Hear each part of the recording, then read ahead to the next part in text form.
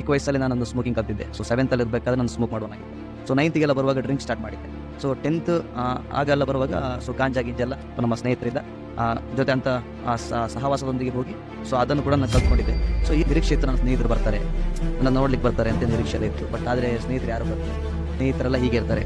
ಅವ್ರ ಖಾಲಿ ನಾನು ವಾಟ್ಸಪ್ಪಲ್ಲಿ ಸ್ಟೇಟಸ್ ಹಾಕಬೇಕಾದ್ರೆ ಆರಾಮಾಗು, ಗಾಡ್ ಬ್ಲೆಸ್ ಯು ಅದೇ ಈ ರೀತಿ ವಿಶ್ ಮಾಡ್ತಾರೆ ಹೊರತು ನಾನು ನೋಡ್ಲಿಕ್ಕೆ ಯಾರು ಬರಲಿಲ್ಲ.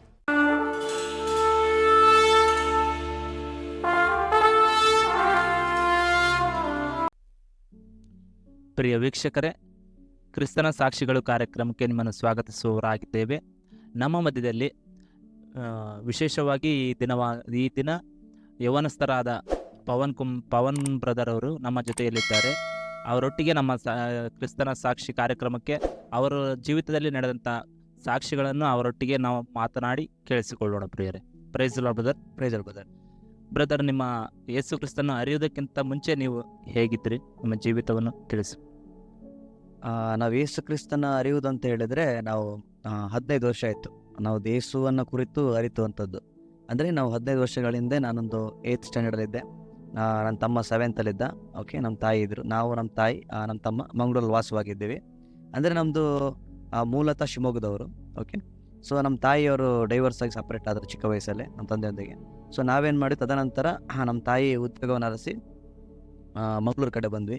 ಮಂಗಳೂರು ಕಡೆ ಬಂದಾಗ ನಾವಲ್ಲಿ ಚೆನ್ನಾಗಿತ್ತು, ತೊಂದರೆ ಏನಿದ್ದಿಲ್ಲ, ಆರಾಮಾಗಿ ಜೀವನ ಹೋಗ್ತಾ ಇತ್ತು. ಆಗ ನಾವು 8ನೇ ಕ್ಲಾಸ್ ಇರಬೇಕಾದ್ರೆ ನಮ್ಮ ತಾಯಿ ಒಂದು ಕಾಯಿಲೆ ಒಳಗಾದರು, ಮಲೇರಿಯಾ. ಅಂದರೆ ಅದು ಯಾವಾಗ ನೋಡಿದರೂ ಹುಷಾರಿರ್ತಾ ಇದ್ದಿಲ್ಲ. ಅನೇಕ ಬಾರಿ ಜ್ವರ, ಅನೇಕ ಒಂದು ವಿಧವಾದ ಕಷ್ಟಗಳೆಲ್ಲ ಹಾದು ಹೋಗ್ತಿದ್ವಿ. ಸೊ ನನ್ನ ತಮ್ಮನಿಗೆ ಸಹ ಅದು ಮಲೇರಿಯಾ ಬಂದಿತ್ತು. ಅದರ ಮನೆಯಲ್ಲಿ ಯಾವಾಗ ನೋಡಿದ್ರು ಒಂದು ರೋಗದ ಪರಿಸ್ಥಿತಿ. ಸೊ ಅಂದರೆ ಅವಾಗ ಎಂತ ಆಯಿತು ಅಂದರೆ ನಮ್ಮ ತಾಯಿ ಸಹ ಕೆಲಸಕ್ಕೆ ಹೋಗ್ಲಿಕ್ಕೆ ಆಗ್ತಾ ಇದ್ದಿಲ್ಲ. ಅಂದರೆ ನಾವು ಬಾಡಿಗೆ ಮನೇಲಿದ್ದಂಥದ್ದು, ನಮ್ಮ ತಾಯಿ ಕೆಲಸ ಮಾಡಿದ್ರೇ ಬಾಡಿ ಕಟ್ಟುವಂಥದ್ದು, ಜೀವ ನಡೆಯುವಂಥದ್ದು ಎಲ್ಲ ಆಗ್ತಾಯಿತ್ತು. ಸೊ ನಮ್ಮ ತಾಯಿ ಒಂದು ಕೆಲಸಕ್ಕೆ ಹೋಗದಿರೋ ಪರಿಸ್ಥಿತಿ, ಮನೇಲೆ ಮಲಗಿದ್ದಾರೆ, ಭಾರಿ ಅಂದರೆ ಕಷ್ಟ ಆಗುವಂಥದ್ದು. ಸೊ ನಮ್ಮ ತಾಯಿಯವ್ರಿಗೆ ಎಂತ ಹೇಳಿದರೆ ಮತ್ತೆ ನಮ್ಮ ಸಂಬಂಧಿಕರ ಹತ್ರ ಹೋಗ್ಲಿಕ್ಕೆ ಇಷ್ಟ ಇಲ್ಲ, ಸಂಬಂಧಿಕರ ಸಹಾಯ ಕೇಳಲಿಕ್ಕೆ ಅವ್ರಿಗೆ ಇಷ್ಟ ಇದ್ದಿಲ್ಲ. ಸೊ ನಾವು ಎಷ್ಟೇ ಕಷ್ಟ ಆದರೂ ನಾವು ಅಲ್ಲೇ ಇದ್ವಿ. ಸೊ ಆಗೇನಾಯಿತು ಅಂತ ಹೇಳಿದರೆ ಒಬ್ಬರು ಸೇವಕರ ಮುಖಾಂತರ ಒಂದು ಸುವಾರ್ತೆ ಬಂತು ನಮ್ಮ ಮನೆಗೆ. ಸೊ ಅವರೊಂದು ದೇವರ ಬಗ್ಗೆ ಎಲ್ಲ ಹೇಳಿದರು. ಆಗ ಆರ್ಥಿಕವಾಗಿ ಕೂಡ ಸ್ವಲ್ಪ ಸಹಾಯ ಮಾಡಿದರು. ತದನಂತರ ಅವರು ನಮ್ಮನ್ನು ಆ ಸಭೆಗೆ ಕರೆದುಕೊಂಡು ಹೋಗಿ ಕರ್ತನಲ್ಲಿ ಆ ಸುವಾರ್ತೆ ಹೇಳಿ ಬೆಳೆಸಿದರು. ಸೊ ಆವಾಗ ನನ್ನ ತಾಯಿಯು ರಕ್ಷಣೆಗೆ ಬಂದರು, ನಾವು ರಕ್ಷಣೆ ಬಂದಿದ್ದಿಲ್ಲ. ನಾನು ನನ್ನ ತಮ್ಮ ನಾರ್ಮಲ್ ಆಗಿದ್ವಿ. ಮತ್ತೆ ನನ್ನ ತಾಯಿ ಸೌಖ್ಯ ಹೊಂದಿ ಗುಣ ಹೊಂದಿ ಮತ್ತೆ ನಾವು ಒಂದು ಒಳ್ಳೆಯ ಪರಿಸ್ಥಿತಿಗೆ ಬಂದೆವು. ತಾಯಿ ಕೆಲಸಕ್ಕೆ ಹೋಗ್ಲಿಕ್ಕೆ ಶುರು ಮಾಡಿದ್ರು. ಆವಾಗ ನಾನು 9th ಬರ್ತಾಯಿದ್ದೆ. ಸೊ ನಮ್ಮ ಜೀವಿತ ಹೇಳಬೇಕಂದ್ರೆ ನಮ್ಮ ತಾಯಿ ಮಾತ್ರ ಸಭೆಗೆ ಹೋಗ್ತಾಯಿದ್ರು, ಬರ್ತಾಯಿದ್ರು, ವಾಕ್ಯವನ್ನು ಕೇಳ್ತಾಯಿದ್ರು, ಪ್ರಾರ್ಥನೆ ಮಾಡ್ತಾಯಿದ್ರು. ನಮ್ಗೆ ಯಾವುದರಲ್ಲಿ ಇಂಟ್ರೆಸ್ಟ್ ಇದ್ದಿಲ್ಲ. ಸೊ ನಾವು ಲೋಕ ಪ್ರಕಾರವಾಗಿ ನಾವು ಜೀವಿಸ್ತಾ ಇದ್ವಿ. ಎಂತ ಹೇಳಿದ್ರೆ ಅದೇ ಲೌಕಿಕವಾಗಿ ಸ್ನೇಹಿತರು, ಲೌಕಿಕವಾದ ಒಂದು ಜೀವಿತ. ಅಂದರೆ ಆ ಚಿಕ್ಕ ವಯಸ್ಸಲ್ಲಿ ನಾನೊಂದು ಸ್ಮೋಕಿಂಗ್ ಕಲ್ತಿದ್ದೆ. ಸೊ 7th ಇರಬೇಕಾದ್ರೆ ನಾನು ಸ್ಮೋಕ್ ಮಾಡೋನಾಗಿದ್ದೆ. ಸೊ 9th ಬರುವಾಗ ಡ್ರಿಂಕ್ ಸ್ಟಾರ್ಟ್ ಮಾಡಿದ್ದೆ. ಸೊ 10th ಆಗೆಲ್ಲ ಬರುವಾಗ ಸೊ ಗಾಂಜಾ ಗಿಂಜೆಲ್ಲ ನಮ್ಮ ಸ್ನೇಹಿತರಿಂದ ಜೊತೆ ಅಂತ ಸಹವಾಸದೊಂದಿಗೆ ಹೋಗಿ ಸೊ ಅದನ್ನು ಕೂಡ ನಾನು ಕಲ್ತ್ಕೊಂಡಿದ್ದೆ. ಸೊ ಈ ರೀತಿಯಾದ ಒಂದು ಪಾಪದ ಜೀವಿತ ಇತ್ತು. ಅಂದರೆ ನಾವು ಮಾಡದಿರೋ ಪಾಪಗಳು ಯಾವುದಿಲ್ಲ. ಸೊ ಗೊತ್ತಿರ್ಬೋದು ನಿಮಗೆ, ಈ ಅನ್ಸಿರ್ಬೋದು, ಕ್ಲಾಸ್ ಒಳಗಡೆ ಹಾಕೊಂಡು ಕೂತ್ಕೊಳ್ತಿದ್ವಿ. ಸೊ ಯಾವಾಗಲೂ ನಮ್ಮನ್ನು ಟೀಚರೊಂದಿಗೆ ನಾವು ಒಂದು ಒಳ್ಳೆ ಸಂಬಂಧ ಇದ್ದಿಲ್ಲ. ಅವರು ಎಂತ ಹೇಳಿದ್ರು ನಾವು ಉಲ್ಟಾ ಮಾತಾಡೋದು, ಟೀಚರಿಗೆ ಒಂದು ಗೌರವ ಕೊಡ್ತಾ ಇದ್ದೀವಿ. ಆ ರೀತಿಯಾಗಿ ಒಂದು ಜೀವನ ಹೋಗ್ತಾ ಇತ್ತು. ಸೊ ಆಮೇಲೆ 10th ಬರಬೇಕಾದ್ರೆ ನಾವು ಅಂದರೆ ರಜೆಗಳು ಜಾಸ್ತಿ ಮಾಡೋದು, ಫಿಲ್ಮ್ಗಳಿಗೆ ಹೋಗೋದು, ಕ್ಲಾಸ್ ಬಂಕ್ ಮಾಡಿ, ಆಮೇಲೆ ಬೀಚಿಗೆ ಹೋಗೋದು, ಆಮೇಲೆ ನಮ್ಮ ಏನೇನೋ ಸುತ್ತಾಡೋದು. ಅಂದರೆ ಕ್ಲಾಸಿಗೆ ಹೋಗ್ತಿದ್ದಿಲ್ಲ, ಅಟೆಂಡೆನ್ಸ್ ಎಲ್ಲ ಶಾರ್ಟೇಜ್ ಆಯಿತು. ಆಮೇಲೆ ನಮಗೆ SLCಗೆ ಕೂತ್ಕೊಳ್ಳಿಕ್ಕೆ ಬಿಡಲಿಲ್ಲ.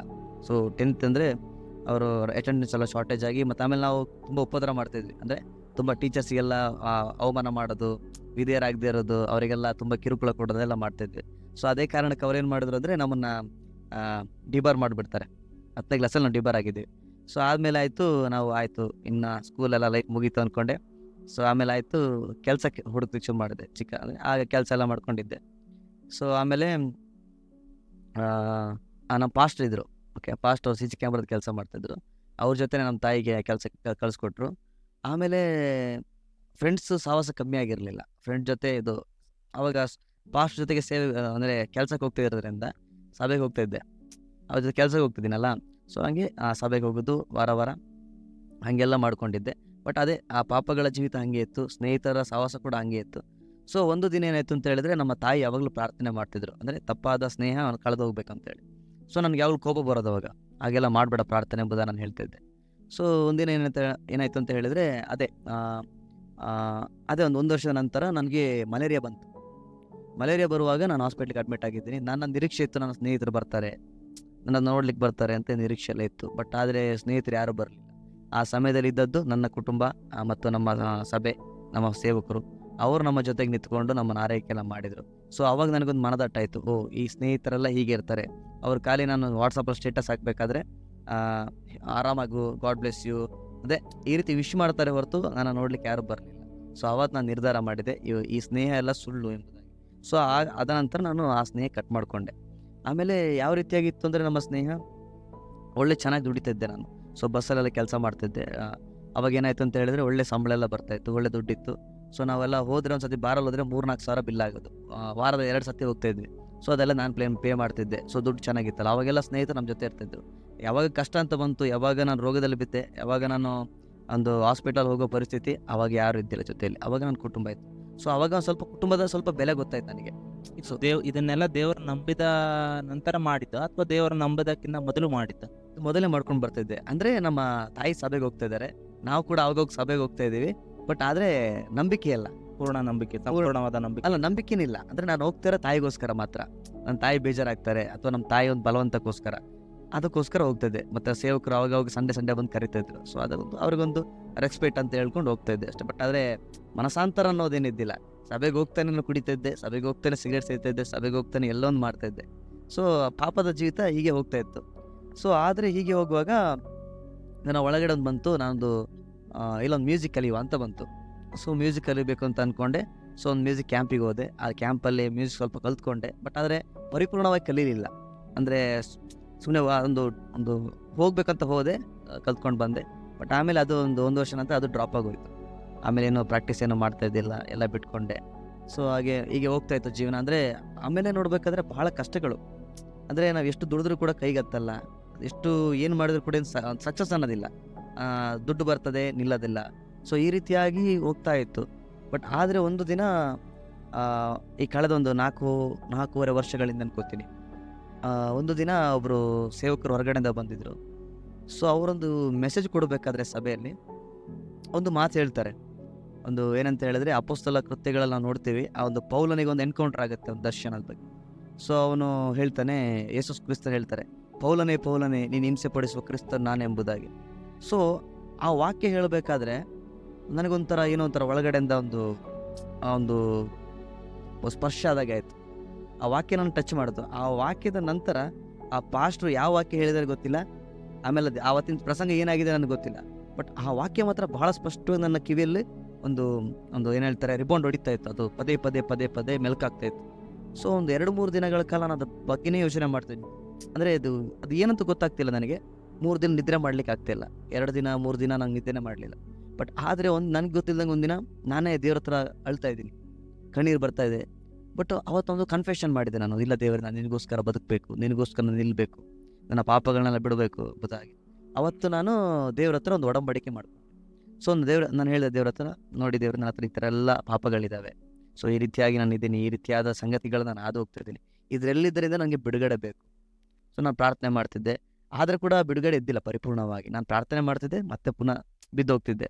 ಸೊ ಪ್ರಾರ್ಥನೆ ಮಾಡೋದು, ಮತ್ತೆ ಸ್ವಲ್ಪ ದಿನ ಆದ ನಂತರ ಬಿದ್ದು ಹೋಗೋದು, ಮತ್ತೆ ಕುಡಿ ಮತ್ತೆ ಸಿಗರೇಟ್ಸ್, ಮತ್ತೆ ಇದೇ ರೀತಿ ಹೋಗ್ತಾ ಇತ್ತು. ಬಟ್ ಅದು ನಾನು ಪ್ರಾರ್ಥನೆ ಮಾಡ್ತಾ ಅಂತ ಕಂಟಿನ್ಯೂಸ್ ಈ ಹೆಸರುಕೊಂಡೆ ಪ್ರಾರ್ಥನೆ ಮಾಡ್ತೀನಿ, ಈ ಕುಡಿಕತನ ಮಾಡ್ತೀನಿ ದೇವ್ರೆ, ಇದರಿಂದ ಬಿಡುಗಡೆ ಕೊಡು, ಅಥವಾ ಒಂದು ಸಿಗರೇಟ್ ಸೇರ್ತಾ ಇದ್ದೀನಿ, ಇದರಿಂದ ಬಿಡುಗಡೆ ಕೊಡು. ಈ ರೀತಿಯಾಗಿ ನಾನು ಪ್ರತಿದಿನ ಪ್ರಾರ್ಥನೆ ಮಾಡಿ ದೇವರಾತ್ಮನು ಆ ಒಂದು ವರ್ಷ ಆಯಿತು. ಸೊ ಆ 1 ವರ್ಷದಲ್ಲಿ ದೇವ್ರು ನಾನು ಎಲ್ಲದರಿಂದ ಬಿಡುಗಡೆ ಮಾಡಿದ್ರು, ಯಾವುದೇ ಹ್ಯಾಬಿಟ್ ಇಲ್ಲದಾಗಿ. ಸೊ ಯಾವುದೇ ಹ್ಯಾಬಿಟ್ ಇಲ್ಲದಂಗೆ ದೇವ್ರು ಬಿಡುಗಡೆ ಮಾಡಿದರು. ಕೊನೆಯದಾಗಿ ದೇವ್ರು ಒಳ್ಳೆ ಕೆಲಸಗಳು ಕೊಟ್ಟರು. ಆಮೇಲೆ ದೇವರು ಅದ್ಭುತವಾಗಿ ಆಶೀರ್ವಾದ ಮಾಡಿದರು. ನಾನು ಹೇಳಿದಾಗೆ ಮ್ಯೂಸಿಕ್ ಅದು ಏನೂ ಗೊತ್ತಿದ್ದಿಲ್ಲ, ಅದು ಏನಂದ್ರೆ ಗೊತ್ತಿದ್ದಿಲ್ಲ, ಸುಮ್ಮನೆ ಅದು ಏನು ಬೇಸಿಕ್ಸ್ ತೊಗೊಂಡು ಬಂದಿದ್ದೆ ಅಷ್ಟೇ. ಸೊ ನಾನು ಪ್ರಾರ್ಥನೆ ಮಾಡಿದೆ, ದೇವರೇ, ಈಗ ಯಾಕೊಬ್ಬ 1:5 ಒಂದು ವಚನ ಹೇಳ್ತದೆ, ಯಾರಿಗಾದರೂ ಜ್ಞಾನ ಕಡಿಮೆ ಆಗಿದ್ದರೆ ಕೇಳಿಕೊಳ್ಳ್ರಿ, ನಾನು ಅವ್ರಿಗೆ ಹಂಗಿಸದೆ ದಯಪಾಲಿಸ್ತೇನೆ ಎಂಬುದು. ಸೊ ನಾನು ಪ್ರಾರ್ಥನೆ ಮಾಡಿದೆ ದೇವ್ರ ಹತ್ರ, ದೇವ್ರು ನನಗೆ ಸೇವ್ ಮಾಡಬೇಕು ಅಂತ ಆಸೆ ಇದೆ, ನೀನೊಂದು ಚಾನ್ಸ್ ಕೊಟ್ಟಿದ್ದೆ, ನನಗೆ ಈ ಒಂದು ತಲಾಂತ ಕೊಟ್ಟಿದ್ದೆ, ನಾನು ಪ್ರಾರ್ಥನೆ ಮಾಡ್ತೀನಿ, ಬಟ್ ನನಗೇನೂ ಗೊತ್ತಿಲ್ಲ ಅದ್ರ ಬಗ್ಗೆ, ಬಟ್ ನೀನು ನಾನು ಕಲಿಸಿಕೊಡು ಪರಿಶುದ್ಧಾತ್ಮ. ನಾನು ನನ್ನ ಕೀಬೋರ್ಡ್ ಇತ್ತು, ಆ ಕೀಬೋರ್ಡ್ ಮೇಲೆ ಕೈ ಇಟ್ಕೊಂಡು ನಾನು ಪ್ರಾರ್ಥನೆ ಮಾಡ್ತಾ ಕಣ್ಣೀರು ಹಾಕ್ತಾ ಪ್ರಾರ್ಥನೆ ಮಾಡ್ತಿದ್ದೆ, ದೇವರೇ ಇದನ್ನು ನಂಗೆ ಕಳಿಸಿಕೊಡು ಎಂಬುದಾಗಿ. ಆ ಒಂದು ತದನಂತರ ದೇವರ ಪರಿಶುದ್ಧಾತ್ಮರೇ ನನಗೆ ಕೆಲವೊಂದು ಜ್ಞಾನವನ್ನು ಕೊಡ್ತಾ ಹೋದರು. ಯಾವ ರೀತಿಯಾಗಿ ಕಾರ್ಡ್ಗಳನ್ನ ಹಿಡಿಬೇಕು, ಯಾವ ರೀತಿಯಾಗಿ ಪ್ಲೇನ್ ಮಾಡಬೇಕು, ಯಾವ ರೀತಿಯಾಗಿ ಸಾಂಗ್ಗಳನ್ನ ಪ್ಲೇ ಮಾಡಬೇಕು ಎಂಬುದಾಗಿ ಕೆಲವೊಂದು ದೇವರಾತ್ಮ ನನಗೆ ಕಲಿಸಿಕೊಡ್ತಾರೆ. ಸೊ ಅದರಿಂದ ನಾನು ಕಲ್ತ್ಕೊಳ್ಳಿಕ್ಕೆ ಸಹಾಯ ಆಯಿತು. ಆದ ನಂತರ ನಾನು ಅನೇಕ ಕಡೆಗಳಲ್ಲಿ ಹೋಗಿ ವರ್ಷಿಪ್ ಮಾಡ್ತಾಯಿದ್ವಿ. ನಾವು ಬ್ಯಾಂಡ್ ಕೂಡ ಮಾಡಿದ್ವಿ ನಮ್ಮ ಸ್ನೇಹಿತರೆಲ್ಲ ಸೇರಿಕೊಂಡು. ಅನೇಕ ಕಡೆ ವರ್ಷಿಪ್ ಮಾಡ್ತಾಯಿದ್ವಿ, ಅನೇಕ ಮದುವೆಗಳಲ್ಲಿ, ಅನೇಕ ಫಂಕ್ಷನ್ಗಳೆಲ್ಲ ಮಾಡ್ತಾಯಿದ್ವಿ, ಈಗ ಕೂಡ ಮಾಡ್ತಾಯಿದ್ದೀವಿ. ಸೊ ಅದೇ ರೀತಿಯಾಗಿ ದೇವರೆಂತ ಮಾಡಿದ್ರು, ನಮ್ಮ ಹಾಗೆ ಇರುವಂಥ ಯೌವನಸ್ಥರು. ಸೊ ಈಗ ನೋಡಬೇಕಾದ್ರೆ ಯೌವನಸ್ಥರು ಇರ್ತಾರೆ ಅನೇಕ ಬಟ್ ಅವರು ಅನೇಕ ಕಷ್ಟಗಳಲ್ಲಿ ಹಾದು ಹೋಗ್ತಿರ್ತಾರೆ, ಪಾಪದ ಸ್ವಭಾವಗಳ. ಸೊ ಅವರಿಗೆ ಹೇಗೆ ಹೊರ ಬರಬೇಕು ಅನ್ನೋದು ಗೊತ್ತಿರೋದಿಲ್ಲ. ಸೊ ನಾವೇನು ಮಾಡ್ತಿದ್ದೀವಿ ಅಂದರೆ ಈಗಿನ ಪ್ರೆಸೆಂಟಲ್ಲಿ ಸೊ ಅನೇಕ ಯೌವನಸ್ಥರ ಮಧ್ಯದಲ್ಲಿ ಹೋಗಿ ಅವರ ಕಷ್ಟ ಅಂದರೆ ನಮ್ಗೆ ಗೊತ್ತು. ನನಗೆ ಫಾರ್ ಎಕ್ಸಾಂಪಲ್ ನಾನು ಅದೇ ಒಂದು ಹಾದಿಯಲ್ಲಿ ಬಂದಿರೋದ್ರಿಂದ ಯಾವ್ಯಾವ ಸಂಗತಿಗಳಲ್ಲಿ ಬಂದೋ ನನಗೆ ಗೊತ್ತು. ಸೊ ಅದಕ್ಕೆ ನಾವೇನು ಮಾಡ್ತೀವಿ ಅಂತ ಹೇಳಿದ್ರೆ, ಈಗ ಯೌವನಸ್ಥರ ನಾವೊಂದು ಗುಂಪಾಗಿ ನಾವು ಫ್ರೆಂಡ್ಸ್ ಎಲ್ಲ ಸೇರ್ಕೊಂಡು ಏನು ಮಾಡ್ತಿದ್ದೀವಿ ಅಂದರೆ, ಯೌವನಸ್ಥರ ಮಧ್ಯದಲ್ಲಿ ಹೋಗಿ ಅವರೊಂದು ಚರ್ಚೆ ಅಂತ, ಅಂದರೆ ಅವ್ರು ಯಾವ್ಯಾವ ಸಂಗತಿಗಳಲ್ಲಿ ಹೋಗ್ತಿದ್ದಾರೆ, ಅವ್ರು ಯಾವ್ಯಾವ ಸಂಗತಿಯಿಂದ ಹೇಗೆ ಹೊರ ಬರಬೇಕು ಎಂಬುದಾಗಿ ನಾವು ಅವರಿಗೆ ಸಲಹೆಯನ್ನು ಕೊಡ್ತಾ ಇರ್ತೀವಿ. ಅವರೊಂದಿಗೆ ಸೇರಿ ಪ್ರಾರ್ಥನೆ ಮಾಡ್ತಾ ಇರ್ತೀವಿ, ಅವರೊಂದಿಗೆ ಸೇರಿ ಈ ರೀತಿಯಾದ ಕಾರ್ಯಗಳಲ್ಲಿ ನಾವು ಚಟುವಟಿಕೆಯಾಗಿ ಮಾಡ್ತಾ ಇದ್ದೀವಿ. ಸೊ ಈ ರೀತಿಯಾಗಿ ಸೇವೆ ಹೋಗ್ತದೆ. ದೇವರನ್ನು ಕಂಡುಕೊಂಡಾಗ ದೇವರಲ್ಲಿ ಪರಿಪೂರ್ಣವಾಗಿ ನಂಬಿಕೆ ಇಟ್ಟಾಗ ಮಾಡಿದಂಥ ಅದ್ಭುತಗಳು ನಿಮ್ಮ ಜೀವಿತದಲ್ಲಿ ಸಾಕ್ಷಿಗಳು ಇನ್ನೂ ಹೆಚ್ಚಾದ ರೀತಿಯಲ್ಲಿ ತುಂಬ ಖಂಡಿತವಾಗಲಿದೆ. ಯಾಕೆಂದರೆ ನಾನು ಹೇಳಿದೆ ನಿಮಗೆ, ನಾನು ದೇವರನ್ನು ನಂಬೋದಕ್ಕೆ ಅಂದರೆ ಪರಿಪೂರ್ಣವಾಗಿ ನಂಬೋದಕ್ಕಿಂತ ಮುಂಚೆ ತುಂಬ ದುಡಿತಿದ್ದೆ. ಸೊ ದಿನಕ್ಕೊಂದು 3,000 4,000 ಡೈಲಿ ನನ್ನ ಪೇಮೆಂಟ್, ಆ ರೀತಿಯಾಗಿ ದುಡ್ಡು ಮಾಡ್ತಿದ್ದೆ. ಬಟ್ ಆದರೆ ₹1 ನಂಗೆ ಉಳಿಸ್ಕೊಳಕ್ಕಾಗಿಲ್ಲ, ಏನು ಮಾಡೋಕ್ಕಾಗಿಲ್ಲ. ಬಟ್ ಆದರೆ ಯಾವಾಗ ನಾನು ಚಿಕ್ಕ ಸಂಬಳಕ್ಕೆ ಒಂದು 15,000, ನೀವು ಲೆಕ್ಕ ಮಾಡ್ಕೊಳ್ಳಿ, 4,000 ದಿನಕ್ಕೆ ಎಲ್ಲಿ, ತಿಂಗಳಿಗೆ 15,000 ಇಲ್ಲಿ. ಸೊ ಆ ರೀತಿ ಹೋದರೆ ಅಂದರೆ ಇಲ್ಲಿ ಅನ್ಯಾಯ ಇತ್ತು, ಇಲ್ಲಿ ಮೋಸ ಇತ್ತು, ಇಲ್ಲಿ ನೀತಿ ಇದ್ದಿಲ್ಲ. ಸೊ ನಾನೇನು ಮಾಡಿದೆ, ಅದು ದೇವರಿಗೆ ಇಷ್ಟ ಇಲ್ಲ ಎಂಬ ಕಾರಣಕ್ಕೋಸ್ಕರ ನನ್ನ ಕೆಲಸನ ರಿಜೆಕ್ಟ್ ಮಾಡಿ ಒಂದು ತಿಂಗಳ ಸಂಬಳ ಕೆಲಸಕ್ಕೆ ಸೇರಿಕೊಂಡೆ. ಬಟ್ ನಾನು ಪ್ರಾರ್ಥನೆ ಮಾಡಿದೆ ದೇವ್ರ ಹತ್ರ, ನೋಡಿ ದೇವರೇ, ನಾನು ನಿನ್ನ ದಾರಿಯಲ್ಲಿ ಹೋಗ್ಲಿಕ್ಕೆ ಇಷ್ಟಪಡ್ತೀನಿ, ನಿನ್ನ ವಾಕ್ಯಕ್ಕೆ ವಿಧೇಯನಾಗಲಿಕ್ಕೆ ಇಷ್ಟಪಡ್ತೀನಿ. ಬಟ್ ಆದರೆ ನನ್ನ ಅನೇಕ ಅಗತ್ಯತೆಗಳಿದ್ದಾವೆ. ಸೊ ನಾನು ಪ್ರೇಯರ್ ಮಾಡುವಾಗ ಒಂದು ಬೈಕಿಗೋಸ್ಕರ ಪ್ರಾರ್ಥನೆ ಮಾಡ್ತಿದ್ದೆ, ದೇವರೊಂದು ಬೈಕ್ ಕೊಟ್ಟರು. ಸೊ ಅದನ್ನೆಲ್ಲ ಅದೊಂದು ಕೂಡ ಮಿರಾಕಲ್. ಸೊ ಏನು ಹೇಳಬೇಕಂತ ಹೇಳಿದ್ರೆ, ಕೈಯಲ್ಲಿ ಸಿಂಗಲ್ ರೂಪಾಯಿ ಇಲ್ಲ, ₹1 ಇರಲಿಲ್ಲ. ಬಟ್ ಆಗ ನಾನು ಒಂದು ಶೋರೂಮಿಗೆ ಹೋದ್ವಿ ನೋಡಲಿಕ್ಕೆ, ನಾನು ನಮ್ಮ ಸೇವಕರು ಪಾಸ್ಟರ್ ಇದ್ದಾರೆ, ನಾವೆಲ್ಲ ಒಂದು ನೋಡ್ಕೊಬರೋಣ ಅಂತ ಹೋದ್ವಿ. ಅಲ್ಲಿ ಬಜಾಜ್ ಶೋರೂಮಲ್ಲಿ ಅಲ್ಲಿ ಹೋಗ್ಬೇಕಾದ್ರೆ ನಾನು ನೋಡೋಕೆ ಹೋಗಿದ್ದು ಒಂದು ಚಿಕ್ಕದೊಂದು ಬೈಕ್ ನೋಡೋಣ, ಒಂದು 60-70 ಸಾವಿರ ರೂಪಾಯಿ ತಗೊಂಡು ಚಿಕ್ಕದು EMI ಕಟ್ಕೊಂಡು ಹೋಗೋಣ ಅಂತ ಹೋದೆ. ಬಟ್ ಅಲ್ಲಿ ನೋಡಬೇಕಾದ್ರೆ ನನಗೆ ಕಣ್ಣಿಗೆ ಕಂಡಿದ್ದು ಒಂದು ಒಳ್ಳೆ ಬೈಕ್ NS 200 ಇತ್ತು. ನನಗೆ ಅದೊಂದು ಭಾಳ ಇಷ್ಟ ಆಗ್ಬಿಡ್ತು. ಅದು ಆವಾಗಿನ ಪ್ರೈಸೇ 1,30,000 ಇತ್ತು, ಪ್ಲಸ್ ಅದು ಲೋನ್ ಎಲ್ಲ ಆಗಿ 1,60,000 ತನಕ ಹೋಯಿತು. ಸೊ ನನಗೆ ಒಂದು ಒಳಗೆ ಅನಿಸಿದ್ದು ನಾನು ತಗೋತೀನಿ ಅಂತ. ಸೊ ನಾನು ಪ್ರಾರ್ಥನೆ ಮಾಡಿದೆ, ಮನೆಗೆ ಬಂದು, ದೇವರೇ ಆ ಗಾಡಿ ನಂಗೆ ಬೇಕು, ನಾನು ಪ್ರಾರ್ಥನೆ ಮಾಡ್ತೀನಿ. ಆ ಪ್ರಾರ್ಥನೆ ಮಾಡಿ ಅವ್ರು ಹೇಳಿದ್ರು, ನಾವು ಬಾಡಿಗೆ ಮನೇಲಿ ಇರೋದ್ರಿಂದ ಅವ್ರು ಹೇಳಿದ್ರು ಒಂದು 50,000 ಆದರೂ ನೀವು ಡೌನ್ ಪೇಮೆಂಟ್ ಹಾಕಬೇಕಾಗುತ್ತೆ ಅಂತ. ಸೊ ನಾವು ಅಷ್ಟೇ ಇದ್ದಿಲ್ಲ ನಮ್ಮ ಹತ್ರ. ಸೊ ನಾನು ಪ್ರಾರ್ಥನೆ ಮಾಡಿಕೊಂಡೆ, ದೇವ್ರ ಹತ್ರ ಹೋದೆ. ಅಲ್ಲಿ ಹೋಗ್ಬೇಕಾದ್ರೆ ಲಾಸ್ಟಿಗೆ ಒಂದು 36,000ಗೆ ಅವ್ರು ಓಕೆ ಒಪ್ಕೊಂಡ್ರು. ಸೊ ಅದನ್ನು 36,000 ಕೂಡ ಒಂದು ಮಿರಾಕಲ್ ಆಗಿ ದೇವ್ರು ಕೊಟ್ಟರು. ಸೊ ಯಾರು ಅಂದರೆ ಗೊತ್ತಿಲ್ಲ ಹೇಗೆ ಬಂತು ಅಂತ. ಸೊ ಅದು ಕೂಡ ಒಂದು ಮಿರಾಕಲ್. ಅದೊಂದು 36,000 ದೇವರು ಉಪಕಾರ ಮಾಡಿದರು. ಅದರಿಂದ ಗಾಡಿ ತಗೊಳ್ಳಿಕ್ಕೆ ಸಹಾಯವಾಯಿತು. ಅದು 4 ವರ್ಷ ಆಯ್ತು ತಗೊಂಡು. ಅದೊಂದು ಒಳ್ಳೆ ಆಶೀರ್ವಾದವಾಗಿ ಅದು ಲೋನ್ ಕೂಡ ತೀರಲ್ಪಟ್ಟಿದೆ.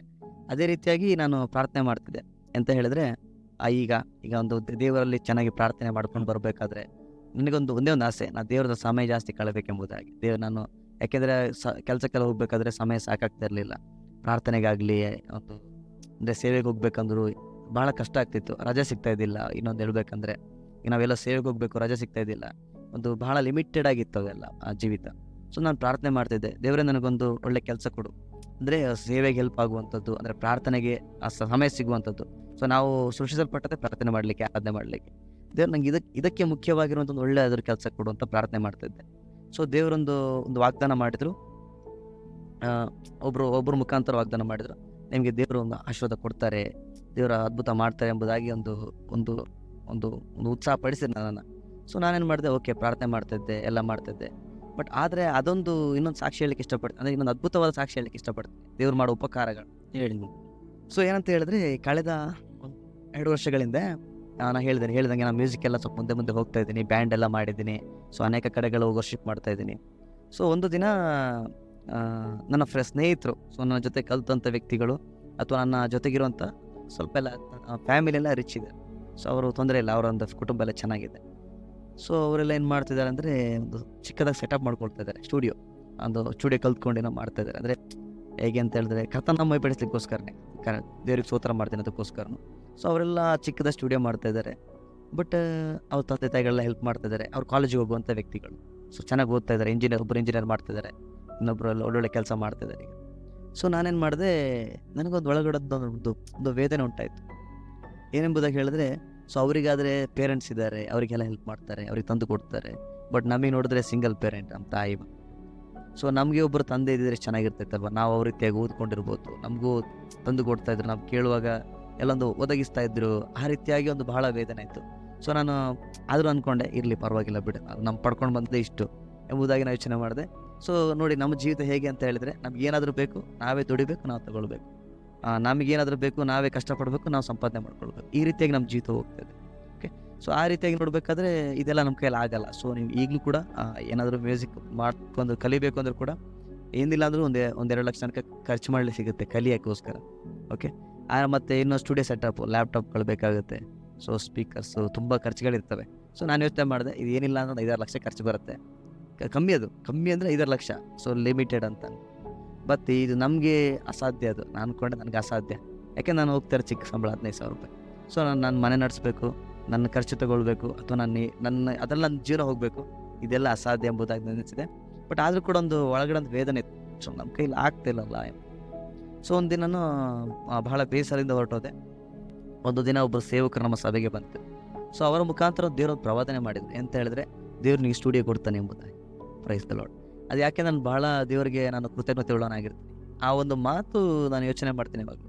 ಲೌಕಿಕ ತಂದಿರ್ತಾರಲ್ಲ, ಎಲ್ಲದೂ ಮಾಡೋಕ್ಕೆ ಸಾಧ್ಯ ಇಲ್ಲ. ಅವರು ಕೆಲವೊಂದು ಮಾಡ್ತಾರೆ, ಮಾಡ್ಲಿಕ್ಕೆ ಅವ್ರ ಕೈಲಿ ಆಗಲ್ಲ. ಬಟ್ ಇಲ್ಲಿ ನೋಡಬೇಕಾದ್ರೆ ಕರ್ತನು ಹೇಳ್ತಾ ಇದ್ದಾನೆ, ನಾನು ಯಾರ ಹತ್ರನೂ ಹೇಳ್ಕೊಡಿಲ್ಲ, ಶೇರ್ ಮಾಡ್ಕೊಂಡಿಲ್ಲ ಇದನ್ನು. ನಾನು ಇದು ಮಾಡಬೇಕು, ಅದು ಮಾಡಬೇಕು, ಯಾರ ಹತ್ರ ಹೇಳ್ಕೊಂಡು ನಾನು ಒಳಗಡೆ ತಷ್ಟೇ ಒಂದು ಯೋಚನೆ. ನಾನು ಈ ಥರ ನನಗೊಂದು ತಂದೆ ಇದ್ರೆ ಕೊಡ್ತಾರೆ, ಏನೋ ಸಹಾಯ ಮಾಡ್ತಾರೆ ಎಂಬುದಾಗಿ ನನ್ನ ಒಳಗಡೆ ಒಂದು ಆಲೋಚನೆ. ಬಟ್ ಇಲ್ಲಿ ನೋಡಬೇಕಾದ್ರೆ ಅವರು ಸೇವಕರ ಮುಖಾಂತರ ಪ್ರವಾದನೆಯಾಗಿ ಹೇಳ್ತಿದ್ದಾರೆ, ಕರ್ತನು ನಿಮಗೊಂದು ಸ್ಟುಡಿಯೋ ಕೊಡ್ತಾನೆ, ಅದಕ್ಕೆ ಬೇಕಾಗಿರುವಂಥ ಎಲ್ಲ ಇನ್ಸ್ಟ್ರೂಮೆಂಟ್ಗಳು ಫ್ರೀಯಾಗಿ ಬರ್ತದೆ, ಅದು ದೇವ್ರ ಗಿಫ್ಟಾಗಿ ಕೊಡ್ತಾನೆ ಎಂಬುದಾಗಿ ಅವ್ರು ಹೇಳ್ತಿದ್ದಾರೆ. ನನಗೆ ಅಲ್ಲೂ ಕೂಡ ನಂಬಿಕೆ ಬರ್ತಾ ಇಲ್ಲ. ಅದು ಮಾತ್ರ ಸ್ತೋತ್ರ, ಆಯ್ತಾಯ್ತು, ಓಕೆ ಅಂದ್ಕೊಂಡು ಸುಮ್ಮನೆ ಇದ್ದೆ. ಅದಕ್ಕೆ ಕಳೆದು ಒಂದು 6 ತಿಂಗಳಲ್ಲಿ ನಾನೊಂದು ಸಾಂಗ್ ಮಾಡಿದ್ದೆ. ಆ್ಯಕ್ಚುಲಿ ನನಗೊಂದು ಸ್ವಲ್ಪ ಸಾಂಗ್ ಎಲ್ಲ ಮಾಡಿಟ್ಕೊಂಡಿದ್ದೆ. ಆ ಸಾಂಗ್ ನನಗೊಂದು ಕಂಪೋಸ್ ಮಾಡ್ಕೊಂಡು ಒಂದು ಸಾಂಗ್ ಮಾಡಬೇಕು ಅಂತ ಆಸೆ ಭಾಳ ಇತ್ತು. ಸೊ ನಾನು ಒಬ್ಬರು ಪಾಸ್ಟರ್ ಮುಖಾಂತರ ನಾನು ಕೇಳಿದೆ, ಅವರು ಒಂದು ಸಾಂಗ್ ಮಾಡಿದ್ರು. ಅವ್ರ ಹತ್ರ ಕೇಳಿದೆ, ಪಾಸ್ಟ್ರೇ ಇದು ಒಂದು ಸಾಂಗ್ ಮಾಡಬೇಕಿದ್ದು ನಂದು ಕೂಡ, ನೀವು ಸಾಂಗ್ ಮಾಡಿದ್ದೀರಲ್ಲ, ಎಷ್ಟಾಗುತ್ತೆ, ಹೇಗೆ ತೊಗೊಳ್ತಾರೆ, ಯಾರು ಡೈರೆಕ್ಟ್ರು, ಏನು ಕತೆ ಅಂತ ಎಲ್ಲ ಮಾತಾಡಿದ್ದೇನೆ. ನಾನು ಬಜೆಟ್ ನೋಡಬೇಕಲ್ಲ, ಹೇಗೆ ಅವ್ರು ಹೇಳಿದ್ರು ಒಂದು ಮಾತಾಡಿದ್ರೆ, ನೀವು ಅಲ್ಲಿ ಹೋಗಿ ಅವ್ರ ಹತ್ರ ಮಾತಾಡಿಸ್ತೀನಿ, ಅವರು ಆ ರೀತಿ ಎಲ್ಲ ಡಿಮ್ಯಾಂಡ್ ಮಾಡೋರಲ್ಲ, ಬಟ್ ಹೇಳಿ ನಿಮ್ಮ ಬಜೆಟ್ ಏನಾಗಿದೆ ಅದಕ್ಕೆ ತಕ್ಕಂಗೆ ಮಾಡಿಕೊಡ್ತಾರೆ. ಆಯಿತು ಬ್ರದರ್, ಆಯಿತು ಫಸ್ಟ್ರೇ ಅವ್ರ ನಂಬರ್ ಕೊಡಿ ಅಂತ ನಂಬರ್ ಇಸ್ಕೊಂಡೆ. ಸೊ ನಂಬರ್ ತೊಗೊಂಡು ಅವ್ರಿಗೆ ಫೋನ್ ಮಾಡಿದೆ. ಅವ್ರಿಗೆ ಫೋನ್ ಮಾಡೋಕೆ ಹೇಳಿದ್ರು, ಆ ಸಾಂಗ್ ಹೇಳಿದೆ ನಾನು. ಆ್ಯಕ್ಚುಲಿ ಆ ಸಾಂಗ್ ಅವರು ಲೈವ್ ಆಗಿ ಹೇಳುವಾಗ, ಭಾಳ ಚೆನ್ನಾಗಿದೆ, ಬಂದುಬಿಡಿ ಬೆಂಗಳೂರಿಗೆ, ನಾನು ಅಲ್ಲಿ ಹಾಡಿಸ್ತೀನಿ, ನಿಮ್ಮ ಹತ್ರ ಮಾಡಿಸ್ತೀನಿ ಅಂತ, ಮ್ಯೂಸಿಕ್ ಮಾಡೋಣ ಅಂತ ಹೇಳಿದರು. ಓಕೆ, ನಂಗೆ ಭಾಳ ಖುಷಿ ಆಯಿತು. ಆ್ಯಕ್ಚುಲಿ ನಮ್ಮದೊಂದು ಸಾಂಗ್ ನಮ್ಮದು ಅಂದರೆ ನಮಗಿದು ಕನಸಿದೆ ಅಲ್ಲ, ಎಲ್ಲರದ್ದು ಸಾಂಗ್ ಬರ್ತದೆ, ಅದ್ರ ಜೊತೆ ನಮ್ಮದೊಂದು ಸಾಂಗ್ ಬರುತ್ತೆ, ಈ ಸಾಂಗ್ ಒಂದು ಬರ್ತಾ ಇದೆ ಅಂತ ಭಾಳ ಖುಷಿ ಪಟ್ಟೆ ನಾನು.